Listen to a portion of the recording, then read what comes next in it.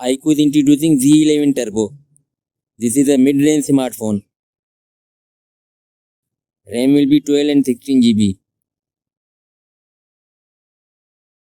Storage will be 256 and 512 GB. Phone will feature AMOLED touchscreen display. Refresh rate will be 144 Hz with 6.59 inch screen size. There will be under-display ultrasonic fingerprint reader. Battery will be 7600 mAh. Smartphone will be powered by Snapdragon Gen 5 chipset with an octa-core CPU. Phone will run on Android operating system. That's all for now. Guys, subscribe my channel for more latest videos. Thanks.